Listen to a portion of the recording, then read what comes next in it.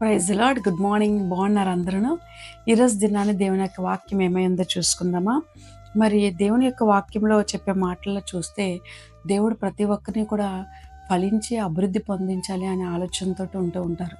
కానీ కొన్ని సందర్భాల్లో మీరు ఆ యొక్క పరిస్థితుల్లో వర్ధిల్లకపోవడానికి, ఫలించిపోవడానికి గల కారణం ఏంటనంటే, మీరు ప్రభువుకి నిర్లక్ష్యం చేసే విధముగా, ఆయన ఆరాధించే విషయంలో, ఆయనకి ప్రార్థించే విషయంలో నిర్లక్ష్యం చేసినప్పుడు మరి మీరు ఏమవుతుందండి, మరి బైబిల్ వాక్యం సెలవిస్తున్న ఆశీర్వాదాన్ని పొందుకోలేకపోతున్నారు. కనుక బైబిల్ ఏమంటుందంటే ఆదికాండం 1:28 చూస్తే మీరు ఫలించి అభివృద్ధి పొంది విస్తరించి భూమిని నిండించి దానిని లోబర్చుకొనుడి అని బైబిల్ సెలవిస్తుంది. కనుక దేవుడు ప్రతి ఒక్కరిని ఫలింపునట్టుగా చేయాలనుకుంటున్నాడు. కాబట్టి మీరేం చేయాలంటే ఫలించే దేవుడు ఉన్నాడని విశ్వాసంతో మళ్ళీ మీ పనులు పూనుకోండి, ఆశీర్వాదం చూడండి.